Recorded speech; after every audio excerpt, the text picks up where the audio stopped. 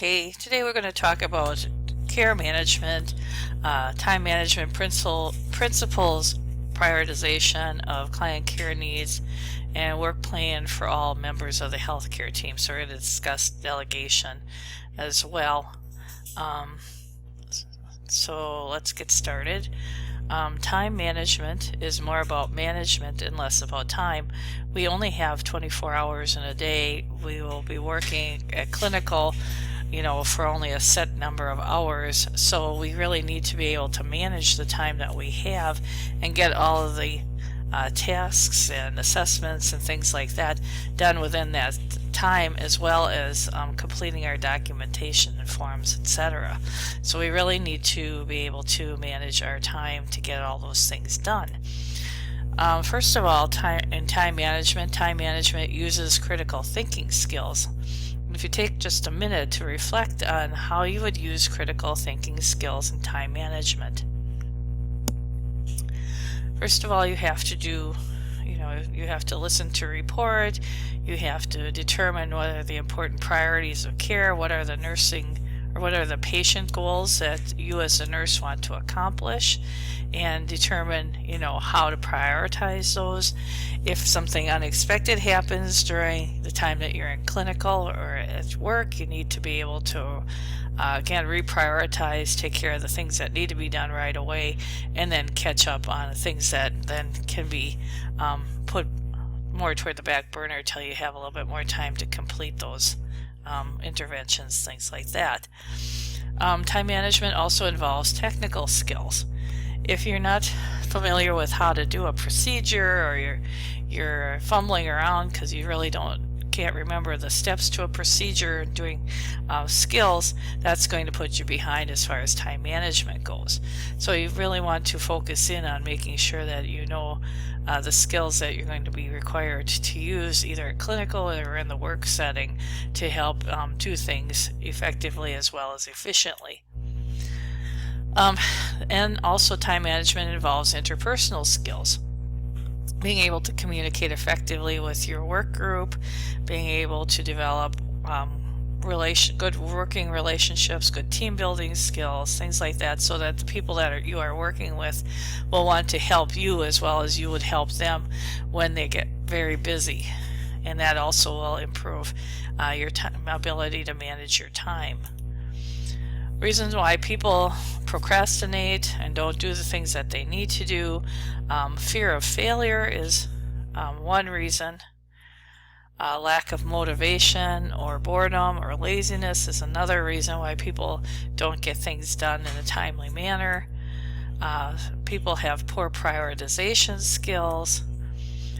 They may have experienced a trauma in their personal life, a death in the family, or divorce, or something changing that's causing trauma that's making it difficult for the person to be able to get organized.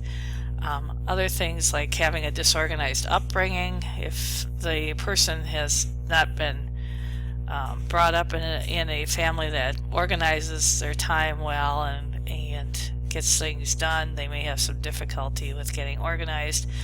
And also the inability to get organized may be a sign of lack of commitment or dissatisfaction or discontent with what they need to be doing. Benefits of time management: enable you to do the things you need to do in the necessary time frame. It puts you in better control of your life. It helps you to hopefully gain more personal time and helps you to work smarter, not harder. We want to look at the concepts of efficiency versus effectiveness. Efficiency means that you can do things as quickly as possible, whereas effectiveness involves prioritizing tasks and doing them properly.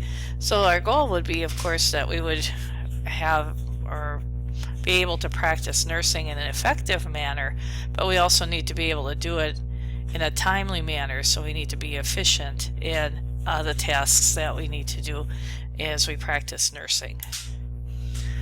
How do we do this? We look at our long-term goal and break it down into smaller, more manageable short-term goals. For an example, in the school setting, if you have a goal of, let's say you want to get an A in a course, Okay, that would be a great long-term goal.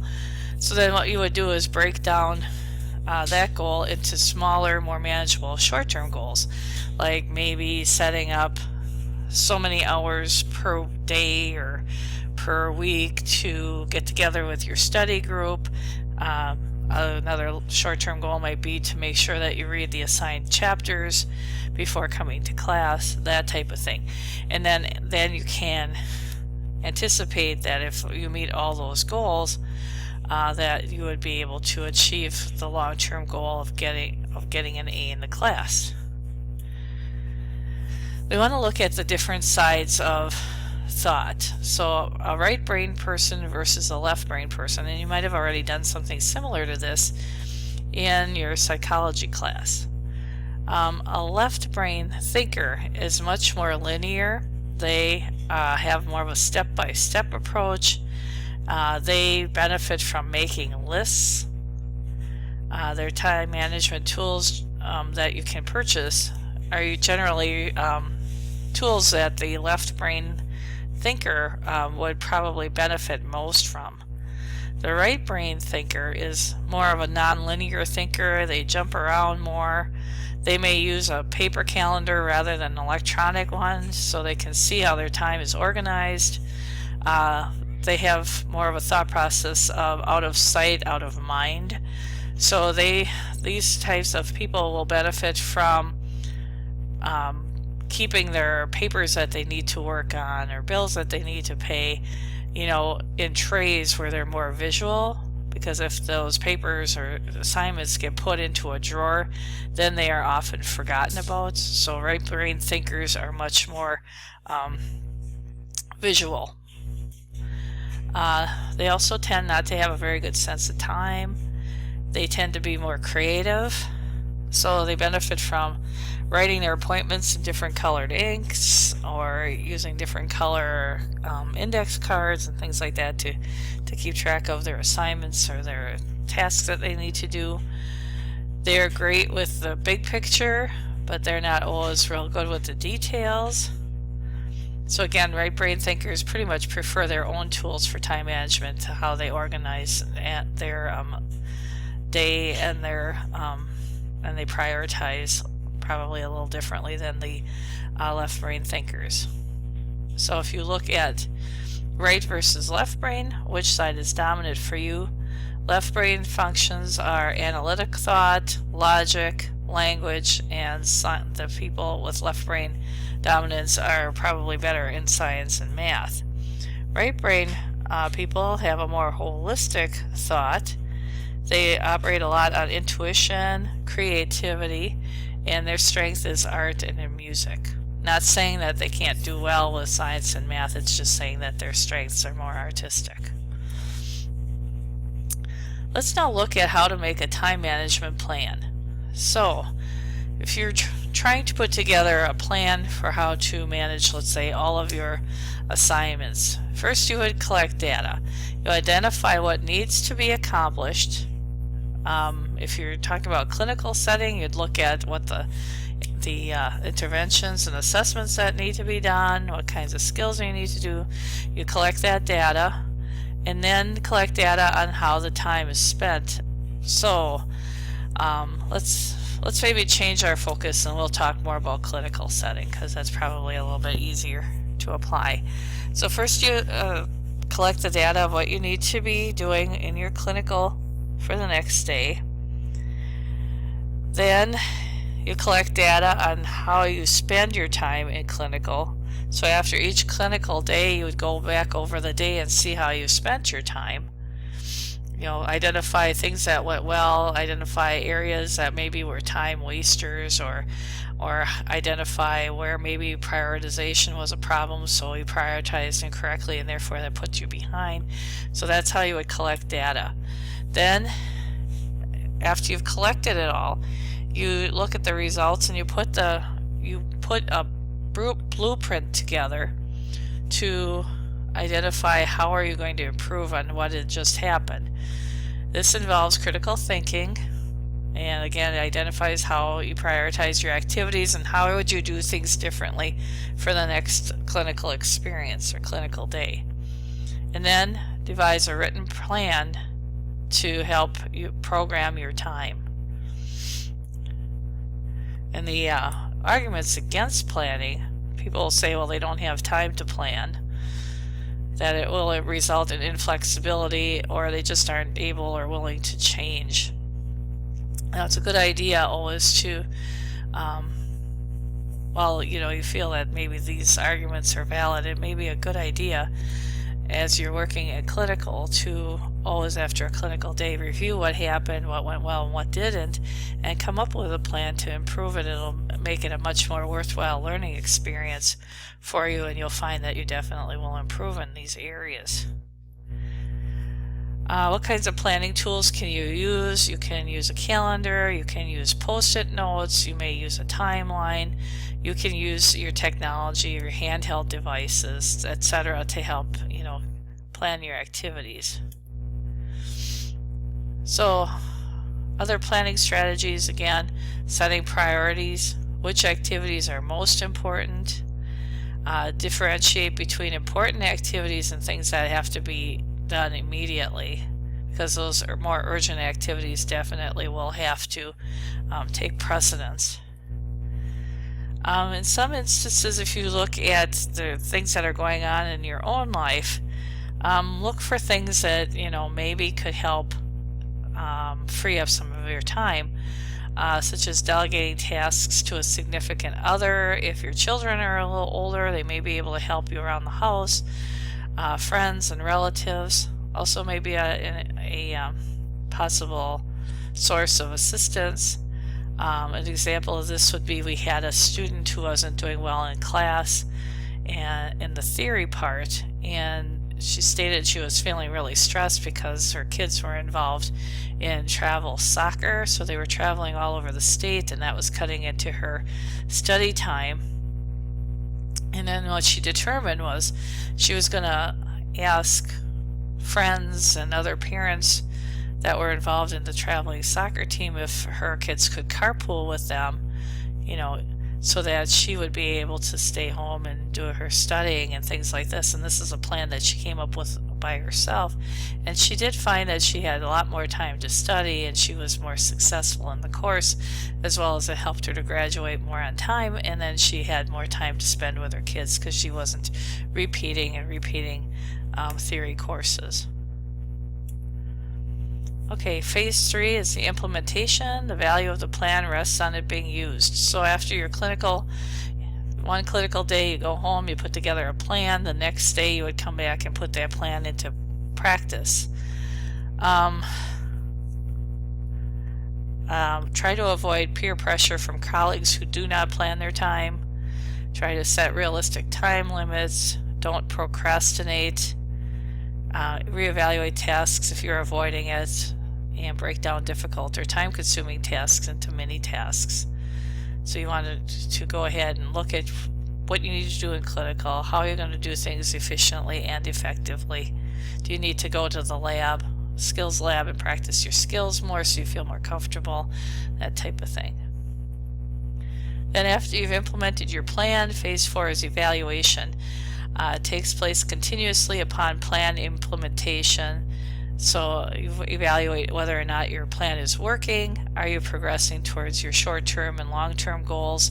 If the plan is not working, you may need to modify it. If you're having difficulty, you have your plan, it still needs not to be working or seems not to be working, you may want to get input from your instructors. You may talk to other students who seem to be doing better with prioritization or time management, get some input from or suggestions as to how they plan their time. So the Nursing Student Association, the National Student Nurses Association, came up with steps to use if you're using your clinical time most effectively, and it's called the LEAPS method. And it's very much similar to what we went over. L is to list all the activities needed to be done, and do it the night before you have clinical to determine, what activities need to be done. Are you prepared? That type of thing. Then estimate the time that's needed to carry out each activity. So how long do you think it's going to take you to do vital signs? How long is it going to take you to do a blood sugar? How long is it going to take you to pass your meds? To estimate the time it takes to carry out each activity. If you're coming up with 7 hours of time and you only have a 5.5 hour clinical, then you really need to look at how are you going to be more efficient in doing the things that you need to be doing. A is allow time for errors, unexpected and urgent tasks. Again, because we come in with a great plan, but people are people, and our patients' conditions may change, or circumstances may change, or maybe there's additional treatments that need to be done, or all of a sudden you need to give your patient a blood transfusion, so that's going to cut into your time. And then P is prioritize activities by using ABCD daily to-do list. A is the things that absolutely must be done. B is better and necessary, but it can be done later. C is can wait till later for tasks that don't require immediate attention. And D is don't worry about it. Someone else can do it. So study the activities of the day after clinical and review where your day has taken you. Notice when the busiest parts of your shift often arise and adjust your schedule accordingly. You want to list activities to be done. Make a to-do list. Let's kind of look at what an example of what a clinical morning might look like. If you had a 72-year-old female who was post-op day 1 from a right knee replacement, they're on an 1,800 calorie no concentrated carb diet. Occupational therapy is coming at 8:30 a.m. and you need to have your patient toileted and up in the chair for their therapy session. Vital signs are ordered every 4 hours, so at 7 and 11. You have a blood glucose test that needs to be done before meals. The last pain medication was given at 4:15 a.m. and can be given every 4 hours. And the patient should be toileted before therapy and up in chair. So take a look at that. Put together a list of things that you would need to have done. So you make yourself a list of activities that need to be done, a to-do list. Then you estimate the time it's going to take you to carry out each activity. And then what you'll do, well, this is the scenario that we talked about is a pretty brief scenario. It goes from like 7 o'clock in the morning when you get your report until 8:30. But if you had more information there of how your day would plan out, then you would look and take into account tasks that need to be done within a 2 to 3 hour framework, and then plug those tasks into that time frame. So make sure you have your equipment and supplies that the team needs for the shift and the following shift, and then also your personal tools for the shift. So making sure that you have your stethoscope and you have your pen light and your scissors and things like that, so you're not running back and forth trying to find that equipment when you need it. So looking at this patient, going back to this patient, okay, we get out of report at 7. You probably want to, depending upon how long it takes to get her breakfast, her breakfast. I know at Holy Family we need 45 minutes to get our breakfast from the time it's ordered, so you might want to go in and order their breakfast right away so that it comes by 7:45. Then after that's ordered, then you can get their vital signs, do your assessments for your in preparation for your med pass. You may get your patient up and toileted. You can see in the meantime then get their BGT in preparation for their breakfast. Then they can have their breakfast, and then at 8:15 you'd want to give them their pain medication because that would be due, and then at 8:30 then the occupational therapy will come to start their treatment. So that's kind of an example of how you might want to plan your shift. Okay, Here's an example of a worksheet, that we have. Most clinical packets, I believe, for Intro to Clinical Care Management have this form on Blackboard. It has an area where you can get your information from report, and then below that the form has the assessments and the meds and activities and other nursing interventions that should be done. And then you see from 7 to 9 you can write what you want to be doing then. Then from 9 to 11, that's an area where you can write what you would like to be doing during that time period. Another suggestion is you can develop a worksheet where you can keep track of your assignment or your assessment data and things that you need to do. So this is an example of a worksheet that was submitted by one of the students a few years ago. And they have, their report information listed there, their scheduled PT/OT, what the diet is, what the patient's diagnosis is. When the meds would be given, they just circled the medications that times that they would be giving those. When the pain meds were last given, things like that. So it's just a short form that you can keep track of your information on. Might help you to keep track of all the things that are important. Again, allowing time for errors and unexpected urgent tasks, as those will occur. Prioritize the activities that you feel are most important. Here's an example of a time management matrix. In the number 1 box, urgent, patient or personal emergencies, stat medications, and PRN meds, such as pain medications, would be given emergent in number 1, would be considered things that you'd want to do right away. Stat doctor's orders, every 2-hour neuro assessments after a patient falls. So those take precedent over other activities that you would be doing during the course of the day. In box number 2, not urgent but still important, scheduled meds, dressing changes, routine treatments, restocking supplies, completing reports, and then planning. In box number 3, we have most not important but urgent, most interruptions, and some phone calls and meetings. And then number 4 is no deadline types of activities, so not important, not urgent. So no deadline or time limits on tasks, doing the work of others, failure to properly delegate, not saying no, and excessive socialization. Those are all time wasters. So implement your plan, be flexible, expect interruptions, and then return to your plan after interruptions are over. Revise your plan as necessary.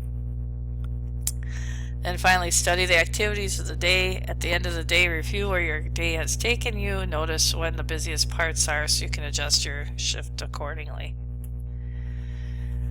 Evaluate the use of your time. Seek input from others about the effectiveness and efficiency of the shift. Ask for suggestions. Keep a log of your shift activities. Look for a pattern of inefficient use of time, and then plan for the next day. Okay, so that's pretty much it for time management. Now let's look at handoff communication. Things that you would want to communicate to the next shift or next caregiver coming in. Tips, first of all, would be to organize your information before you start. Give your patient's room number, name, age, diagnosis, and healthcare provider. Provide a brief account of each patient's condition, including new or changed orders. Refer to vital signs, IV fluids, and intake and output as relevant. For patients who receive PRN medications, note the drug dosage, frequency, time of last administration, and the effectiveness. And for patients that are going for procedures, make sure to include any teaching that's done, any pre-procedure meds, checklists that need to be done, etc. before the patient is sent down. For people that are patients who have come back from procedures, you want to include the time the patient returned, what their general condition is, what their vital signs, IV fluids, voiding, diet, respirations, coughing, wounds, dressings, tubes, etc. Be clear, concise, and thorough. For handoff communication, we use what's called ISBARR or SBAR. And they stand for identification, situation, background, assessment, recommendation, and readback or response. Often used if you're going to be calling a physician, or if you're going to be talking, well, most oftentimes you're going to be using this when you call a healthcare provider, but you can also use it as part of your handoff communication. So ISBARR is a framework for team members to effectively communicate information to one another. So identification would be that you would identify yourself and your patient. The situation is the description of what is going on with the resident or patient and the reason why you're calling. Background was what are the circumstances that led up to the situation. You might include the data that you've collected on your patient as appropriate. Then the assessment is what do I think the problem is. The recommendation then would be what should we do to correct the problem. And then the readback or response is the receiver acknowledges the information given and what is his or her response. So before starting the handoff communication, you have all the patient's information available to you before you contact the healthcare provider. So the name of the patient, the age, diagnosis, medication list, allergies, vital signs, lab results, and advanced directive. Make sure that a physical assessment has been conducted. Have you seen and assessed the patient yourself before calling? And review the chart for appropriate physician to call. When we make call or start report, first of all identify yourself, the agency if you're calling the physician, and the patient name. Then the situation, what is the situation you're calling about? Try to keep it concise. What's the background? What is the clinical background information that is pertinent to the situation? So admitting diagnosis, date of admission, list of current medications, allergies, IVs, fluids, etc., most recent vital signs, lab results, medical history, recent clinical findings, and code status. So the assessment is share the results of your clinical assessment. What is the analysis and consideration of options? Is this problem severe or life-threatening? Then the recommendations are what do you want to happen and by when? What action recommendation is needed to correct the problem? What solution can you offer the physician? What do you need from the physician to improve the patient's condition? And in what time frame do you expect this action to take place? Physician engagement. SBAR provides answers to 3 important questions. What's the problem? What do you need me to do? And when do I have to respond? So those are the questions oftentimes physicians are thinking of when you make that phone call. If you click on the link for this particular slide in your PowerPoint slides, if you're on the computer, if you click on this link, then there's an example or video example of how SBAR is used when taking care of a surgical patient. So you'll get to actually see how it is applied in the clinical setting. Okay, next we're going to go through the delegation skills. What we first of all want to do is review the Wisconsin Nurse Practice Act for the authority to delegate. So if we pull that up on the screen, and you can click on your document in your learning plan for standards of practice for registered nurses and licensed practical nurses, and take a moment to just go ahead, put this on pause, and read through the Nurse Practice Act for the state of Wisconsin. Okay, so looking at your standards of practice for registered nurses and licensed practical nurses, we're going to mostly focus in on the information on the right-hand column, but as you are reading on the left-hand column, the definitions of all the terms that are used for this particular document are listed on the left-hand side. So you'll want to review those, if you're having difficulty, of course, figuring out what the right-hand column is saying, go over to the left-hand column again, and those are the definitions are explained there. So let's take a look first at the right-hand column here, where we talk about standards of nursing practice, or standards of practice for registered nurses, and 6-03, and this is going to describe, general nursing procedures. The nurse RN shall utilize the nursing process in the execution of general nursing procedures in the maintenance of health, prevention of illness, care. The nursing process consists of assessment, planning, intervention, and evaluation. The standard is met through performance of each of the following steps in the nursing process. So assessment is a systematic and continual collection and analysis of data about the health status of a patient, culminating in the formulation of a nursing diagnosis. So the nurse themselves has to conduct an assessment. The LPN can assist in data collection, but the nurse is responsible for actually performing the assessment. Planning is developing a nursing plan of care for a patient which includes goals and priorities derived from the nursing diagnosis. Again, not a task or a nursing responsibility that can be delegated. The LPN can assist in helping develop the plan, but the nurse is responsible for actually developing the plan. Interventions is a nurse action to implement the plan of care by directly administering care or by directing and supervising nursing acts delegated to LPNs or less skilled assistants. So the actual intervention piece can be delegated to an LPN or an unlicensed assistive personnel. Evaluation is a determination of a patient's progress or lack of progress toward goal achievement, which may lead to modification of the nursing diagnosis. So the evaluation cannot be delegated or a function of the LPN's scope of practice.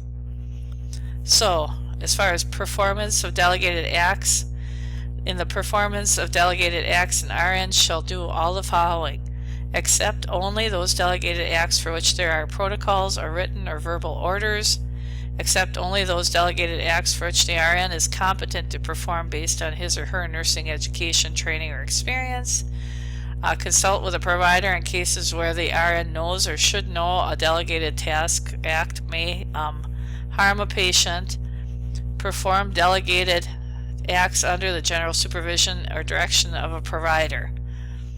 Supervision and direction of delegated acts. In the supervision and direction of delegated acts, an RN shall do all of the following: delegate tasks commensurate with educational preparation and demonstrated abilities of the person supervised, provide direction and assistance to those supervised, observe and monitor the activities of those supervised, and evaluate the effectiveness of acts performed under supervision.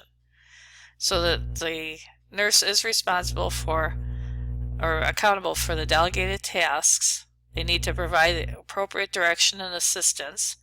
They need to monitor the activities and observe the activities of those supervised, and they are responsible for evaluating the effectiveness of the acts that are performed under their supervision. As far as the licensed practical nurse, the LPN performs acts in basic patient situations. The LPN shall, under general supervision of an RN or direction of a healthcare provider, accept only patient care assignments which the LPN is competent to perform, provide basic nursing care, record nursing care given, and report to the appropriate person changes in the condition of a patient, consult with a provider in cases where an LPN knows or should know a delegated act may harm a patient, and perform the following acts when applicable: assist with collection of data, assist with the development and revision of a nursing care plan, and reinforce the teaching provided by an RN provider and provide basic health care instruction. Participate with other health team members in meeting basic patient needs.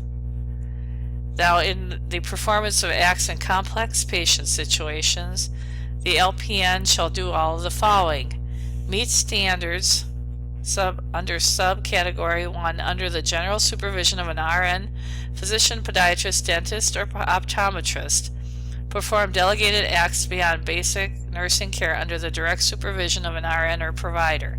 An LPN shall, upon request of the board, provide documentation of his or her nursing education, training, or experience which prepares the LPN to competently perform these assignments.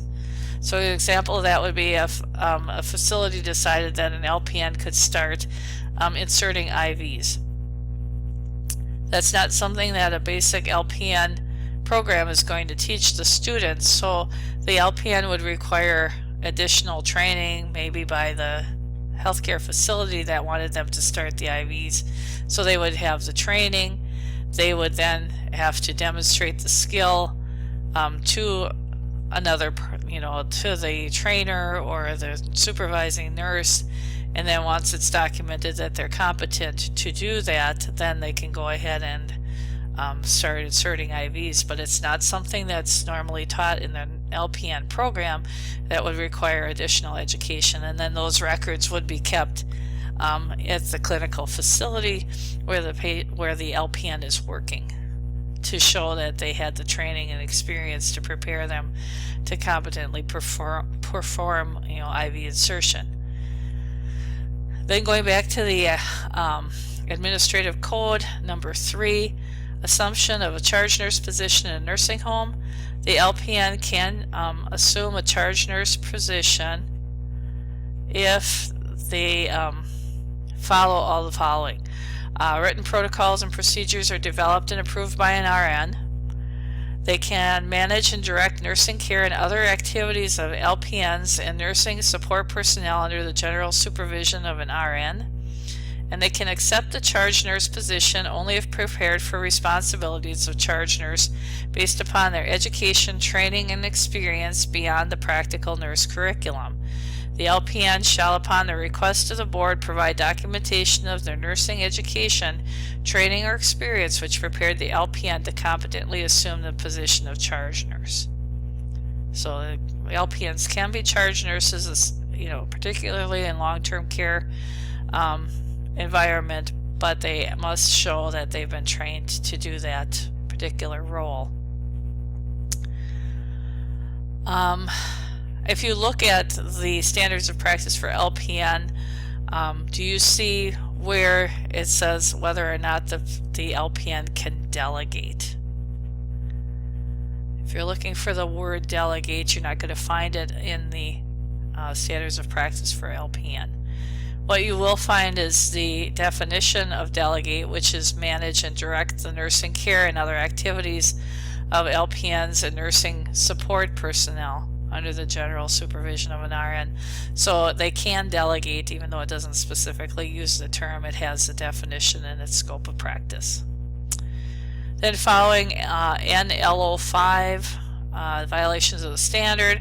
A violation of the standard of practice constitutes unprofessional conduct or misconduct and may result in the board limiting, suspending, revoking, or denying renewal of a license, or board reprimanding an RN or LPN.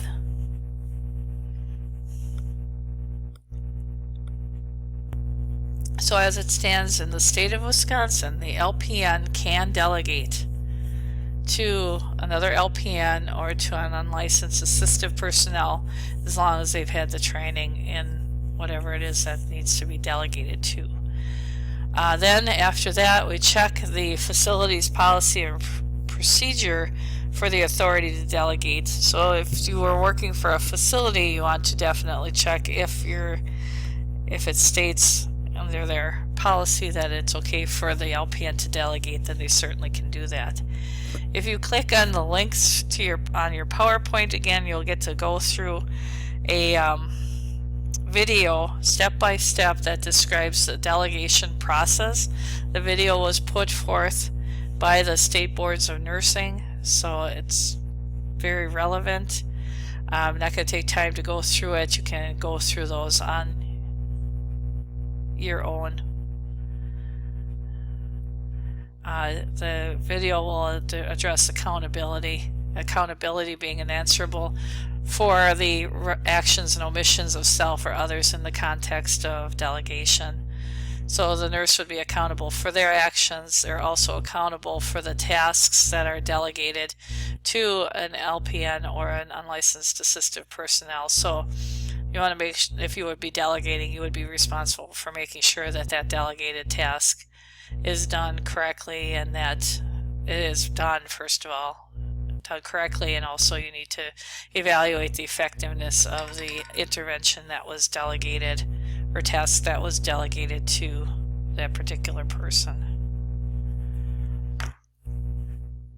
So the assistive personnel is accountable for their decision to accept the delegation and their performance of the task. So if a person accepts the delegated task, then they're responsible and accountable to make sure that it's done and it's done correctly.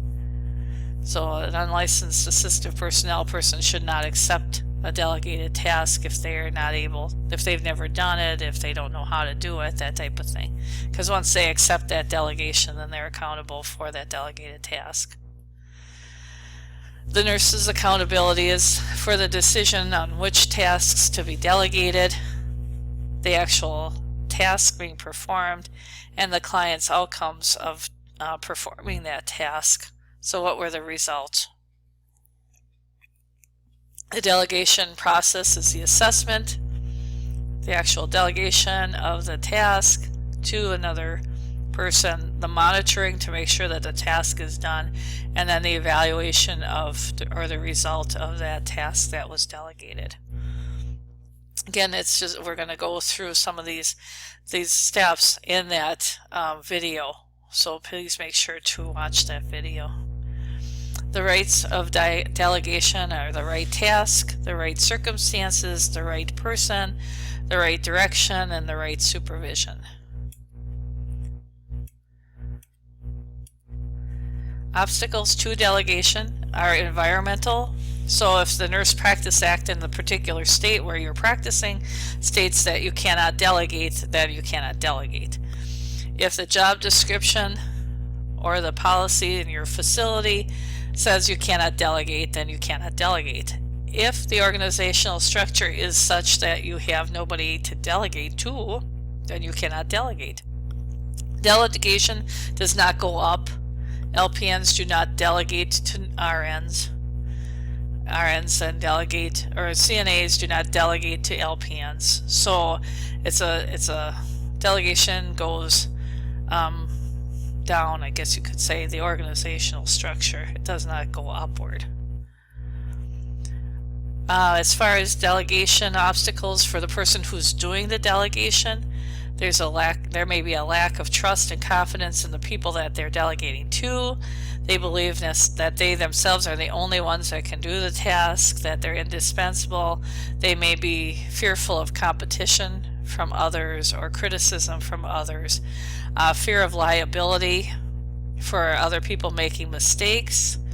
Now, that brings us into, like, if you delegated a task that you've observed someone do before and they've done it correctly, and so you're just in delegating that task, it's well within their scope of practice or their job description, and they do it incorrectly, then they themselves, the unlicensed assistive personnel or the person who received the delegation, is accountable for their own acts. It's not the nurse's accountability because they were correct in delegating that task.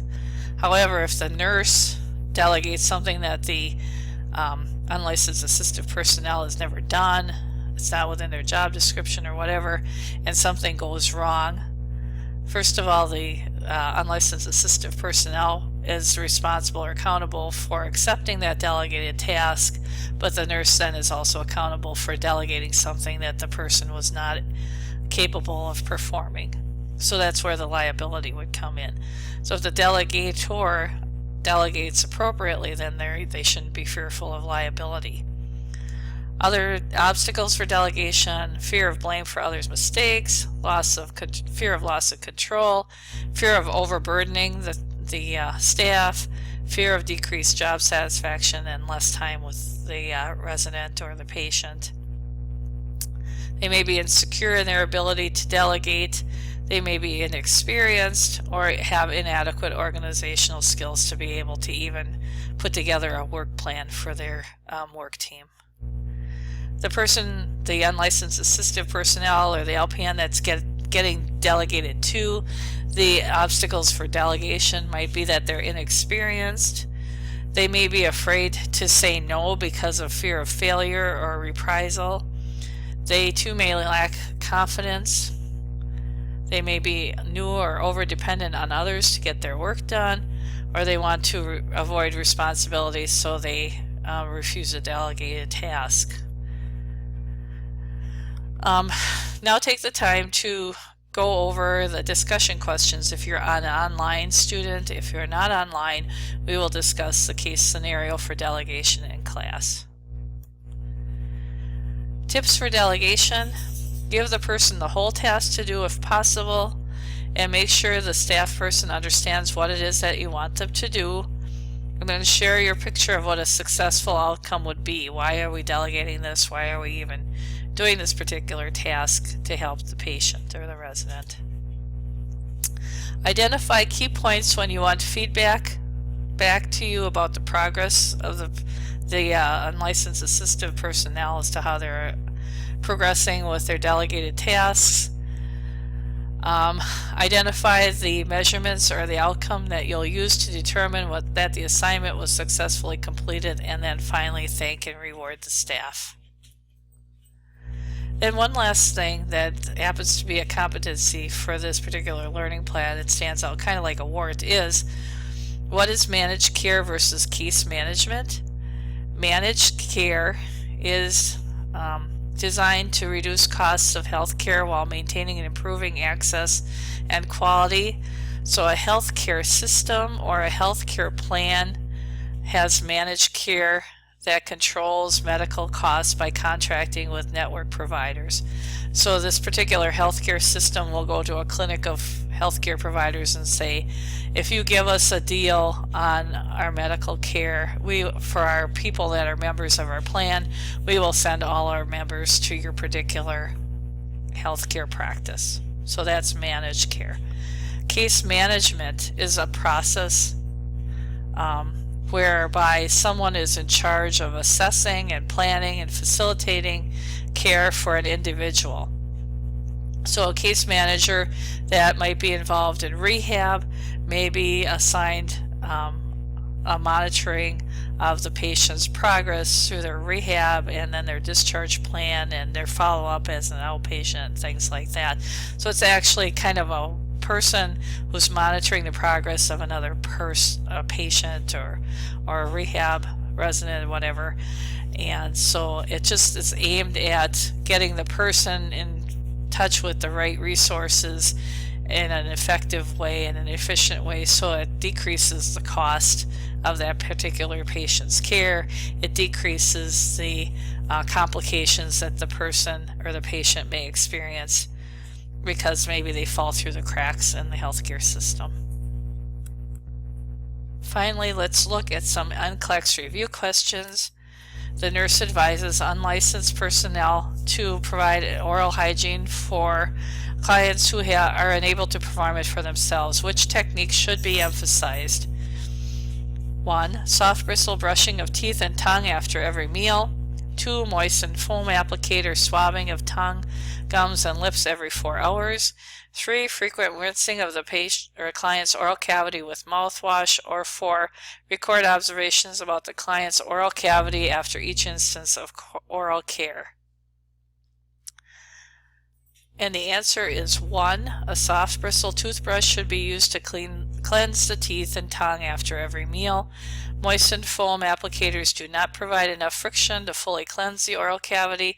Mouthwash can be drying if used frequently, and unlicensed personnel should not record assessment details. Next question. A client admitted for a myocardial infarction is now stable.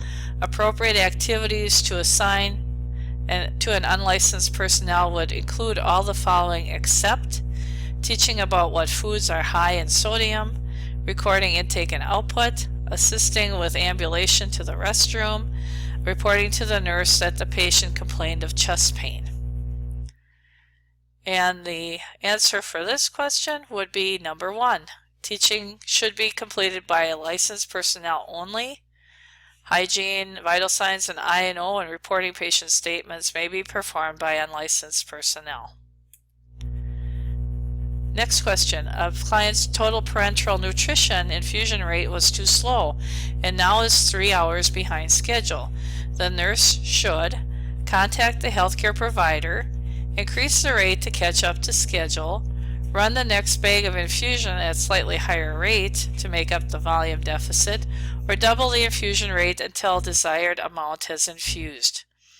And the correct answer would be number 1. Any rate changes or changes to TPN should be done only if ordered by a healthcare provider. Provider should be notified immediately of the infusion status. And then a telephonic case management nurse notes that a cardiac client's weight has increased 5 pounds in the last 2 days and the client's blood pressure is elevated as measured by the client's home telephonic equipment. When calling the client to evaluate, which of the following questions should the nurse ask first? How are you feeling today? Are you experiencing any shortness of breath? How is the swelling in your legs? Or when did you last calibrate your equipment? The answer would be 2. Notable sudden weight gain in cardiac clients indicates fluid retention, which may lead to breathing complications. After inquiring about breathing, further assessment may be conducted. How are you feeling is too broad. Okay, and in an effort to update the practice of unit nurses, which of the following methods is likely to be most effective and efficient for re-educating staff on the unit? A poster presentation with a required computer test, post-test, group email explaining the change in practice and linking to current research articles, interview each staff member about the updates, or post the latest evidence-based articles inside each staff toilet stall. And the answer would be 1. A poster presentation with required post-test is likely to be the most effective and efficient approach to re-education of the staff.